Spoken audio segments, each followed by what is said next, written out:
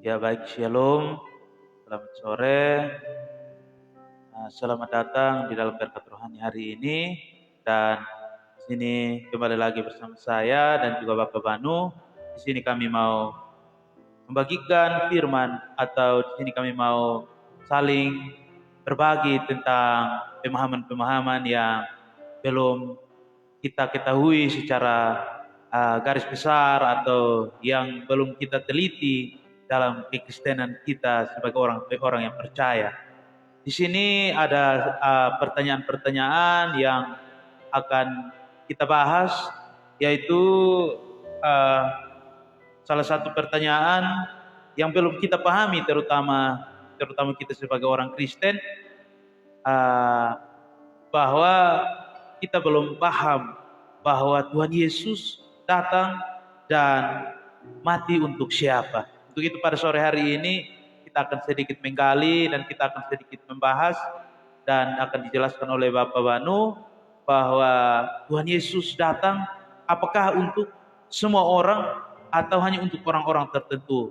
Yaitu di dalam pertanyaan ini akan dijawab oleh Bapak Banu, sebab sebagai Kristen kita juga bingung atau kita juga masih belum paham tentang kedatangan Mesias atau kedatangan Yesus Kristus yang telah datang dan disalibkan untuk siapa? Apakah untuk kita semua ataukah untuk orang-orang tertentu atau orang-orang yang hanya bangsa Israel atau bangsa-bangsa yang mana saja? Tentu saja akan dijawab oleh Bapak Banu.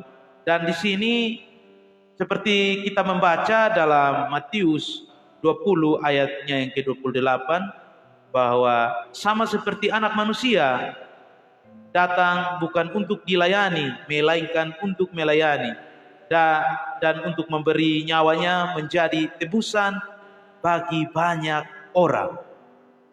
Jadi di sini ada tekanan bahwa dari banyak orang, bagi banyak orang. Tentu saja kita tidak tahu, kita tidak paham bahwa banyak orang ini siapa-siapa saja yang sudah ditebus atau siapa-siapa saja yang sudah dibeli dengan darah yang mahal atau pengorbanan Tuhan Yesus Kristus di atas kayu salib. Untuk itu Bapak Banu mungkin bisa menjelaskan bagi kita tentang maksud dari firman ini dan pertanyaan yang datang bahwa apakah Yesus datang untuk semua orang di dunia ini atau hanya orang-orang tertentu. Baik, waktu dan kesempatan saya berikan kepada Bapak Banu.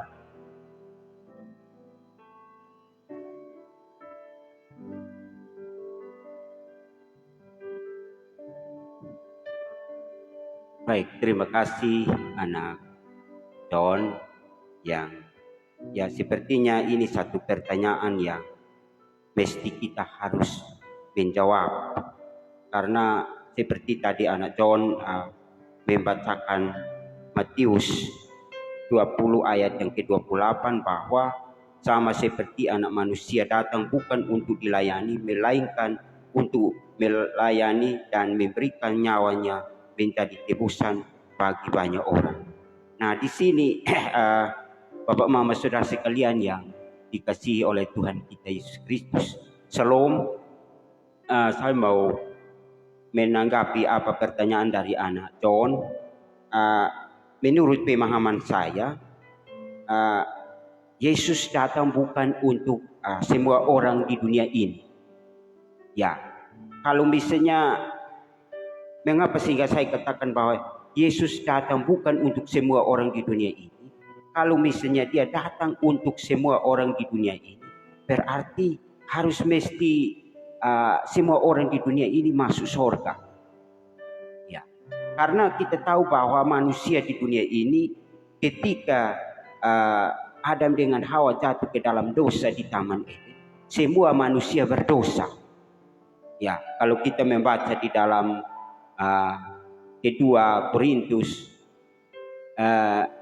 Roma 5 ayat yang ke-17 sampai ayat yang ke-19, satu orang yang berbuat dosa maka semua orang berbuat dosa. Ya, jadi saya baca itu ayat Roma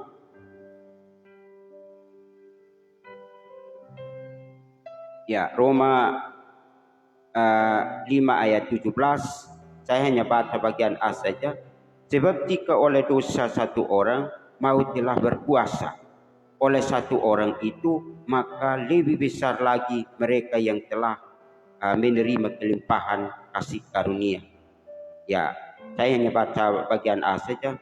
Ayat 18, sebab itu sama seperti oleh satu pelanggaran semua orang beroleh penghukuman.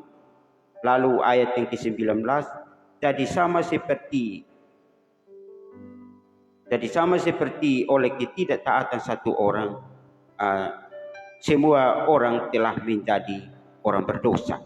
Ya, jadi maka itu firman ini dikatakan bahwa memang satu orang yang berbuat dosa, yaitu Adam dengan Hawa di Taman Eden. Semua orang berbuat dosa. Dan kalau misalnya kita melihat juga di dalam kejadian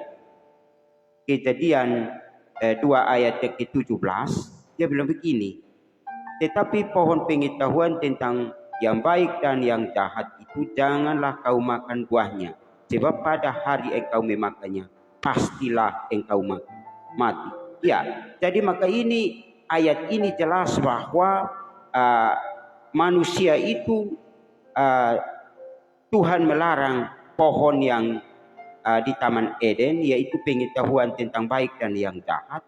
Dia bilang jangan kau makan buahnya, sebab pada hari engkau memakannya pastilah engkau mati. Jadi berarti dosa itu, upah dosa ialah maut, sesuai dengan Roma 6 ayat yang ke-23. Ya, dia bilang sebab upah dosa ialah maut, tetapi karunia Allah ialah hidup yang kekal dalam Kristus Yesus Tuhan kita. Ya, nah maka itu saya nanti menjelaskan singkat-singkat karena kita mengingat waktu, karena lagi sedikit juga kami akan beribadah bersekutuan doa. Ya, jadi maka ini Bapak Mama Saudara sekalian, memang semua orang berbuat dosa. Ya, berbuat dosa, dan di sini bahwa dosa itu upahnya mati. Harus bayar dengan nyawa.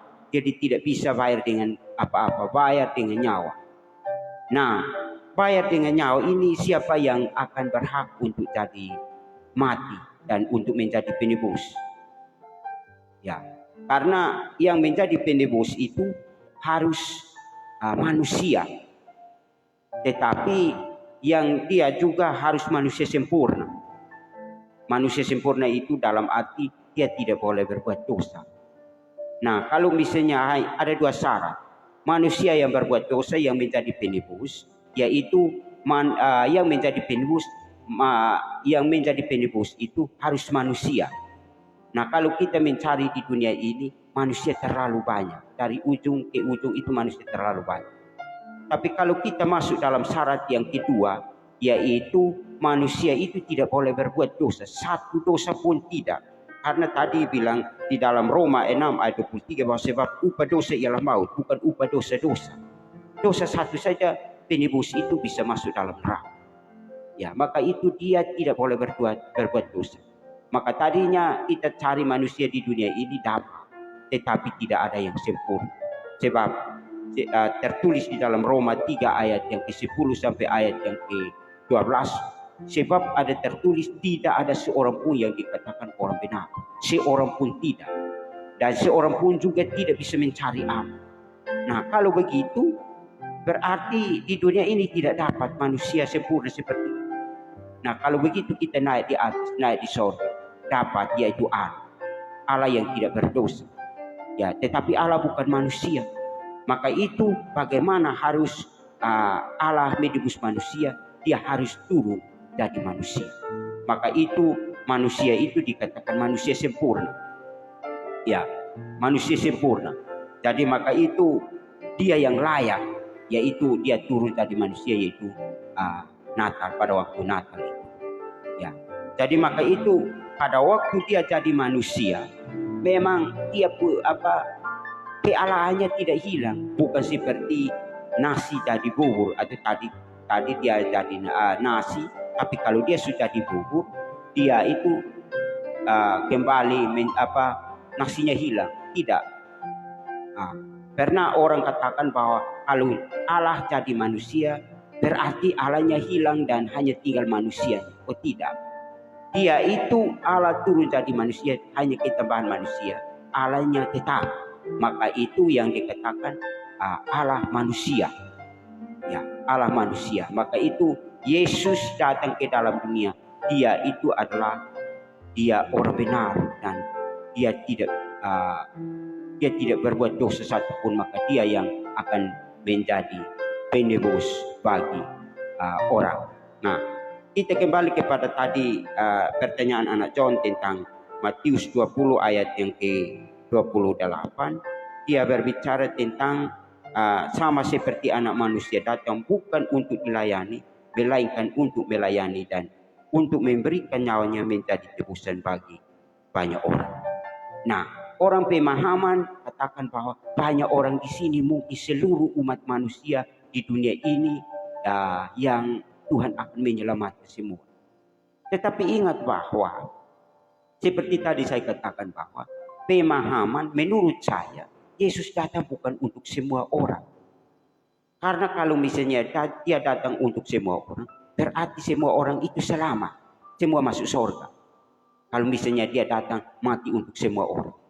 Tapi ternyata banyak yang ada di dalam neraka. Termasuk kalau kita melihat Lukas 16 ayat 19. Orang kaya itu masuk neraka. Nah kalau misalnya Yesus datang untuk semua orang, pasti orang kaya itu selamat. Tetapi kok dia di dalam neraka, Lazarus di sorga, di pangkuan Bapa Abraham atau di pelukan.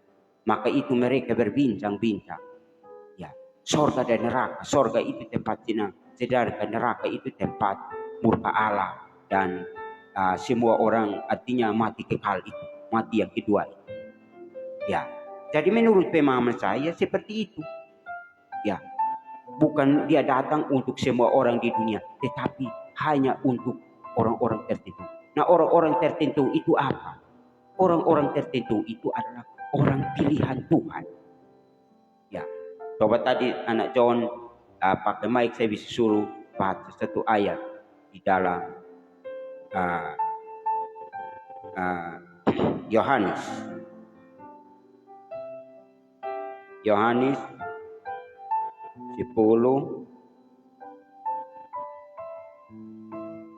ayat yang ke-11. Dia bilang begini, akulah gembala yang baik. Gembala yang baik memberikan nyawanya bagi domba-dombaku. Nah, di sini bilang memberikan nyawanya. Memberikan nyawanya itu mati bagi domba-dombaku.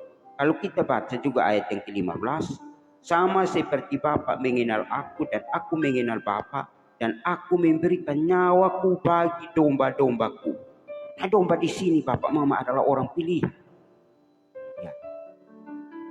Nah, orang pilihan itu kapan Tuhan memilih? Sebelum dunia dijadikan. Maka kalau kita membaca Efesus 1 ayat yang keempat, dia bilang, sebab di dalam Dia Allah telah memilih kita sebelum dunia dijadikan, supaya kita kudus dan tak bercacat di hadapan-Nya. Sebelum dunia, ini namanya pilihan. Ya, itu namanya doktrin predestinasi Allah. Jadi dia memilih orang-orang di dunia ini menjadi orang pilihan, kaum pilihan Allah. Maka itulah yang Yesus datang untuk menebus mereka. Ya. Nah, kalau misalnya menebus semua umat manusia di dunia ini, ya saya pikir tidak masuk akal juga. Karena hanya orang yang percaya Yesus itu yang masuk surga. Sedangkan orang yang tidak percaya Yesus ini tidak masuk surga, masuk neraka. Ya.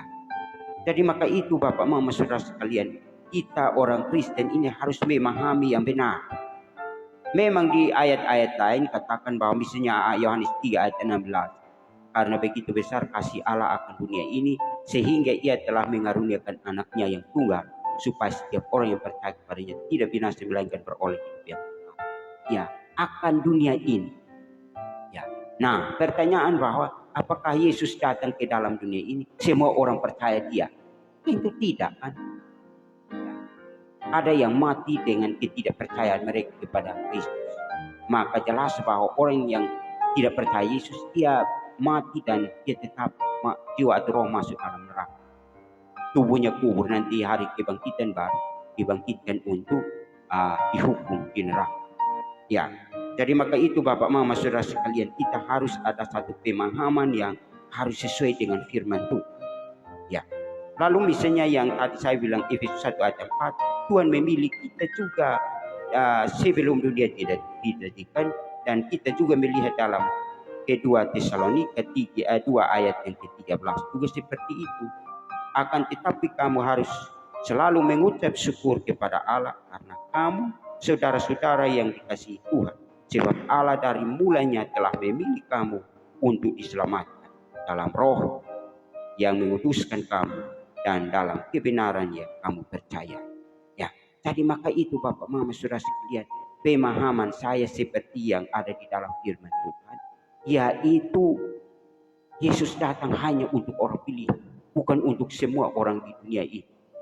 Nah, kalau misalnya semua orang di dunia ini, kalau kita baca di dalam Yudas 1 ayat yang ke-7, Yudas 1 ayat ke-7 dia bilang begini, sama seperti Sodom dan Gomora dan kota-kota sekitarnya yang dengan cara yang sama melakukan percabulan dan mengejar kepuasan-kepuasan yang tak wajar, telah menanggung siksaan api kekal sebagai peringatan kepada semua orang. Telah menanggung api siksaan. Maksudnya api siksaan itu neraka.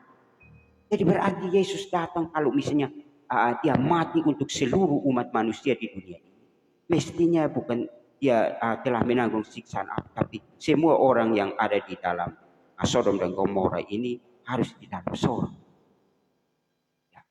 Jadi maka Bapak Mama ada pemahaman kita yang harus sesuai dengan firman Tuhan. Karena saya melihat juga banyak ada pendeta juga pemahamannya bahwa Yesus datang juga mati untuk hanya untuk semua orang di dunia ini. Tetapi menurut ayat-ayat ini bahwa Yesus datang hanya mati untuk orang-orang tertentu karena dipilih untuk diselamatkan. Dan ada yang lain dipilih untuk membinasakan juga, seperti rasul-rasul itu. Ya, memang Yesus memilih 12 rasul, 11 diselamatkan, 1 itu pengkhianat, maka dia masuk neraka. Jadi maka itu Bapak Mama, pemahaman kita harus sesuai dengan firman Tuhan yang ada. Ya, saya satu saat saya juga berdebat atau saya sharing dengan seorang teman juga, teman katakan bahwa dia punya pemahaman Yesus datang bukan untuk orang tertentu tapi untuk semua orang di dunia. Tapi saya kasih tunjukkan ayat-ayat yang tadi kita baca ini. Ya. Jadi maka itu Bapak Mama Saudara sekalian, kita membaca ayat bukan hanya satu ayat lalu kita membuang ayat-ayat yang lain. Karena kita percaya firman Tuhan dari kejadian sampai wahyu ini tidak bisa ada pertentangan satu dengan yang lain. Ya. Jadi maka itu seperti tadi Matius 20 ayat yang ke-28, dia memberikan nyawa untuk semua orang. Bukan semua orang di dunia ini. Maksud semua orang itu semua orang pilihan. Supaya kita harus mengerti. Ya. Jadi maka itu Bapak Mama, kita harus menafsirkan ayat-ayat ini. Harus ada satu pemahaman yang benar. Jangan menafsirkan misalnya ayat yang tadi itu Matius 20 ayat 28, dia bilang di bawah situ bilang semua orang, jadi kita anggap bahwa semua orang di dunia ini. Padahal di firman-firman lain Yesus datang memberikan nyawanya untuk domba-dombanya saja. Nah, domba-domba itu kan orang pilih. Ya. Lalu misalnya penghakiman terakhir. Yesus dia membagi dua bahagian. Misalnya di dalam Matius 25 ayat 31 32 itu penghakiman terakhir, maka dia bilang misalnya ayat 32, lalu semua bangsa akan dikumpulkan di hadapannya, ia memisahkan mereka seorang dari seorang sama seperti gembala memisahkan domba dari kambing. Ya, jadi maka itu domba di bagian kanan, kambing di bagian kiri. Maksud kambing itu adalah orang-orang yang dikategorikan itu orang pembuat kejahatan. Ya, jadi maka itu Bapak Mama Saudara sekalian, ada pemahaman-pemahaman kita harus sesuai dengan firman Tuhan. Firman Tuhan. kalau misalnya semua orang di dunia ini, ya Yesus datang untuk semua orang, ya ini kan dia bagi dua bagian. Jadi maka itu pemahaman yang benar. Sebab ada teman-teman atau semua orang juga Yesus datang mati juga untuk agama yang lain. Ya, misalnya dia juga ada orang pilihan-pilihan dari agama lain juga. Misalnya kita baca di dalam Yohanes 10 ayat yang ke-16.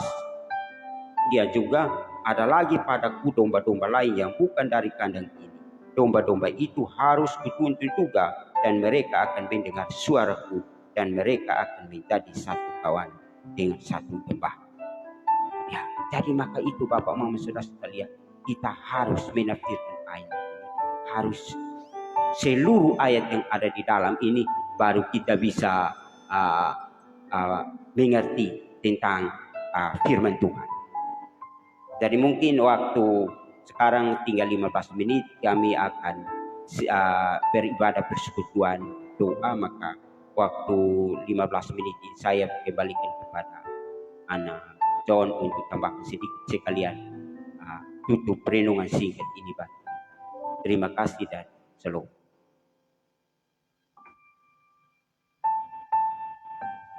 Ya baik, terima kasih untuk penjelasan atau pembagian firman Tuhan, dan banyak yang perlu kita petik di dalam apa yang disampaikan oleh hamba Tuhan. Dan kita tahu bahwa Tuhan datang tentu saja bukan untuk semua orang, tetapi untuk orang-orang tertentu, orang-orang yang dipilih, orang-orang yang Tuhan sendiri jadikan sebagai umat. Untuk itu mari kita jangan tarik diri untuk menjadi seperti apa yang difirmankan tadi, bahwa Tuhan akan memisahkan domba dan kambing. Dan untuk itu mari kita menjadi bagian dari domba itu. Jangan kita membuat diri kita sehingga kita keluar dari apa yang Tuhan mau atau apa yang Tuhan kehendaki, yaitu kita membawa diri kita untuk dijadikan seperti kambing. Untuk itu Bapak Mama, saudara-saudara yang dikasihi dalam Tuhan kita Yesus Kristus, perlu kita ketahui bahwa Tuhan Yesus telah memilih kita. Kita bersyukur bahwa kita adalah orang-orang yang percaya, sebab Tuhan sendiri yang memilih kita. Kita bersyukur karena kita adalah umat-umat pilihan Tuhan. Untuk itu jangan lari dari setiap tanggung jawab yang sudah Tuhan berikan, tetapi marilah kita pakai apa yang sudah Tuhan taruh bagi kita. Jangan kita pakai hal-hal yang kotor di dalam pemilihan Tuhan bagi kita. Untuk itu pada saat ini kita terbatas dengan waktu, dan mungkin renungan berkat rohani pada sore hari ini cukup sampai di sini, dan mungkin kita akan lanjutkan di waktu yang akan datang. Terima kasih dan shalom.